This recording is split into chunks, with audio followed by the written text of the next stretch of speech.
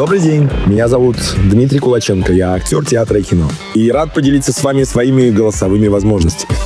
Мой голос может быть строгим и авторитетным, мягким и доверительным, а также энергичным и эмоциональным.